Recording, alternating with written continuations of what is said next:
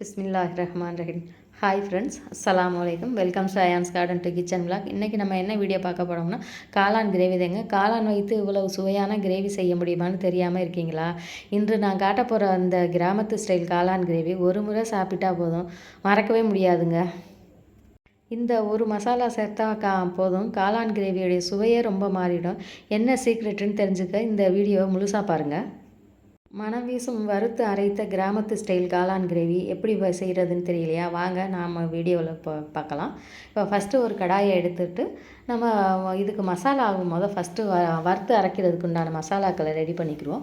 மல்லி 3 ஸ்பூன் மல்லி போட்டுவோம். நான் வந்து காளான் எடுத்துருக்கிறது வந்து 400 கிராம் எடுத்திருக்கேன். அதுக்காக 3 டீஸ்பூன் மல்லி போட்டுக்கிட்டேன்.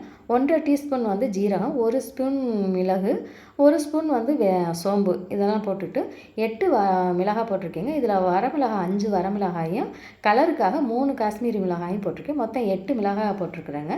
8 மிளகாய் போட்டுட்டு பூண்டு வந்து ஒரு 6 பல் எடுத்துருக்குறேன்.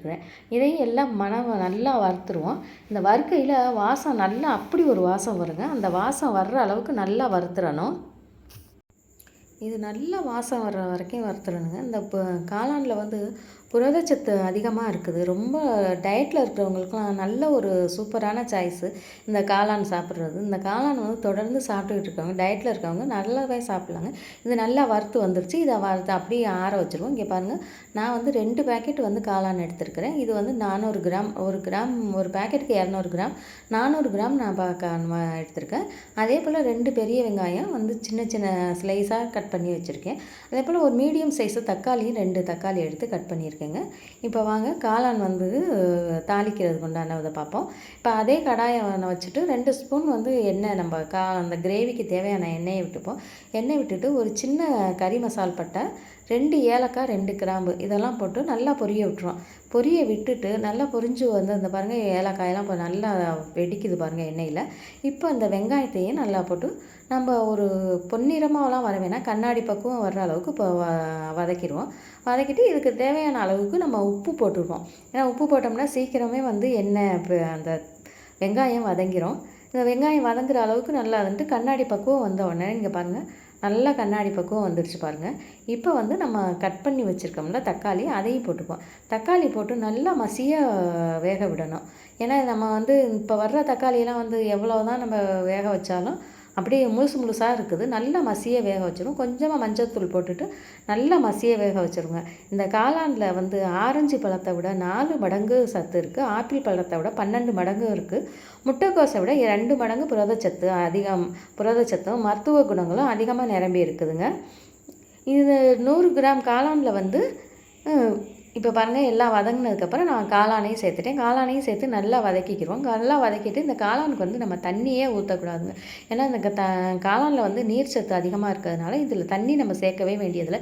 நான் இப்போ பாருங்கள், வதக்க அதிலேருந்து தண்ணி எவ்வளோ தண்ணி பிரிஞ்சு வருதுன்னு பாருங்கள். 100 கிராம் காளானில் 35% புரதச்சத்து இருக்கிறது. அதனால வந்து அந்த குழந்தைங்களுக்கு இது நம்ம தொடர்ந்து கொடுத்துக்கிட்டு வர்றதுனால உடல் வளர்ச்சிக்கு தேவையான அமினோ அமிலம் இருக்கிறதுனால குழந்தைங்களோட உடல் வளர்ச்சி சிறந்த ஊட்டச்சத்தாக அமையுதுங்க. இதை வந்து இந்த காளான் தொடர்ந்து நம்ம எடுக்கிறதுல அவ்வளோ ஒரு சத்து இருக்குது. நல்ல பெனிஃபிட்டு, டயட்டில் உள்ளவங்களுக்கு ரொம்ப நல்லது இது. இங்கே பாருங்கள், இப்போ நான் வந்து மசாலா வறுத்து அரைச்சிருக்கிறனால என்னடா மிக்ஸி இப்படி இருக்குன்னு நினைக்காதீங்க. இது வந்து நான் மிக்சியில் வந்து ஏலக்காய், சுக்கெல்லாம் போட்டேன்னா அந்த அடித்த கையோட இப்போ மசாலாவையும் அடித்தேன். இப்போ ஃபஸ்ட்டு மிளகாயை போட்டு நல்லா பொடியாக அடிச்சுட்டு அதுக்கப்புறம் இந்த மசாலாக்கள்லாம் போட்டு நல்லா அரைச்சிட்டு நல்லா நெய்ஸாக அரைக்கக்கூடாது. இந்த பாருங்கள், இந்த அளவுக்கு கொரண்டு இருந்தால் போதும்.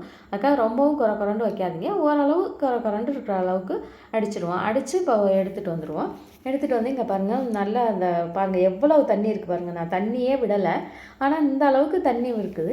இந்த தண்ணி இப்போ அதெல்லாம் வற்றி வரணும். இப்போ வந்து மசாலா நம்ம அரைச்சி வச்சுருக்கோம்ல, மசாலாவையும் எடுத்து நல்லா மிக்ஸ் பண்ணிடுவோம். இதோடு போட்டு நல்லா மிக்ஸ் பண்ணையில் அந்த மசாலாவும் அந்த காளான் சேர்ந்து வேகையில் வாசம் வரும் பாருங்கள். அவ்வளோ ஒரு வாசம், அப்படி ஒரு டேஸ்ட்டாக இருக்குங்க.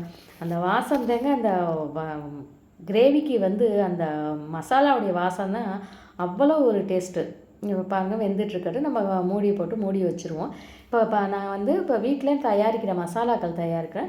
குழம்பு மல்லித்தூள், குழம்பு மிளகாய்த்தூள், தனி மிளகாய்த்தூள், கரியானத்தூள், தாலி கரியானத்தூள், பச்சை மல்லித்தூள் எல்லாம் ரெடி பண்ணி கொடுக்குறோம்.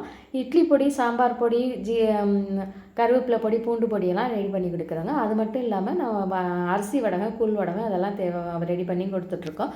வேணுங்கிறவங்க இந்த வாட்ஸ்அப் நம்பருக்கு காண்டாக்ட் அந்த ஸ்க்ரீனில் தெரிய வாட்ஸ்அப் நம்பருக்கு காண்டாக்ட் பண்ணுங்கள். உங்களுக்கு கொரியர் மூலமாக வீட்டுக்கே அனுப்பிச்சி வைப்போம். இப்போ பாருங்கள் நல்லா நம்ம மசாலாவெலாம் சேர்த்து வெந்ததுக்கு நல்லா தண்ணியெல்லாம் வற்றி நல்லா எண்ணெயெல்லாம் பிரிஞ்சு வந்துடுச்சு பாருங்கள். வாசம்னா சரியான வாசங்க. இதில் உள்ள அவ்வளோ ஒரு சத்துக்கு நிறைஞ்ச காளான். நம்ம சின்ன குழந்தைங்களுக்கெல்லாம் காளான் கொடுக்கலாமா கொடுக்கக்கூடாதான்ட்டு நம்ம யோசிக்க வேண்டியதே இல்லை. என் பேரன் இப்போ 1.5 வயசு ஆகுது. அவனுக்கு நான் தொடர்ந்து காளான் கொடுத்துக்கிட்டு தான் இருக்கிறோம். ஒன்றுமே பயப்படவே வேணாம். அவன் வயிற்றுக்கு இதுக்கு எதுவுமே ஒன்றும் பண்ணாது. நல்ல உடம்பு வளர்ச்சிக்கு இப்போ குழந்தைங்கள் இதுக்கு நல்ல இதாக இருக்கும். இப்போ நல்ல தண்ணியெல்லாம் வற்றி வந்துடுச்சு பாருங்கள். ஃபைனல் டச்சாக என்னுடைய ஃபேவரெட்டு கொத்தமல்லி இலை, அதை பொடியாக நறுக்கி வச்சுருக்க கொத்தமல்லி இலையும் தூவிட்டேன். அப்படியே கருவேப்பிலை இலையும் தூக்கி இதை அப்படியே ஒரு 7 நிமிஷம் மூடி வச்சுருவோங்க. இந்த 7 நிமிஷம் நம்ம அப்படியே மூடி வச்சிட்டோம்னா அந்த கொத்தமல்லி மல்லி இலை கருவேப்பிலை ஃப்ளேவர் எல்லாம் சேர்ந்து இந்த கிரேவியில் அப்படியே நல்லா இறங்கிருங்க. இறங்குனதுக்கப்புறம் வாசம் செம்மையாக இருக்குங்க. அவ்வளோ ஒரு வாசம் நல்ல காரசாரமான காளான் கிரேவி. ஏன்னா நல்ல உரப்புக்கு நம்ம மிளகாய் நிறையவே போட்டிருக்கோம்ல, நல்ல காரசாரமாக நம்ம கிராமத்து ஸ்டைலில் சாப்பிடணும்னு நினைக்கிறவங்க இந்த மாதிரி நீங்கள் செஞ்சு சாப்பிட்லாங்க. இது நான் இப்போ ரச சாதத்துக்கு தான் எங்கள் வீட்டுக்கு ரெடி பண்ணியிருக்கிறேன். இது சப்பாத்தி பூரிக்கு பரோட்டாவுக்கு இதுக்கெல்லாம் சேர்த்து சாப்பிட்றதுக்கு அவ்வளோ ஒரு டேஸ்ட்டாக இருக்குங்க. இந்த வீடியோ உங்களுக்கு பிடிச்சிருந்தா எனக்கு சப்ஸ்கிரைப் பண்ணுங்கள், சப்போர்ட் பண்ணுங்கள். இப்படியே உங்களுடைய நண்பர்களுக்கும் அப்படியே ஷேர் பண்ணுங்கள்.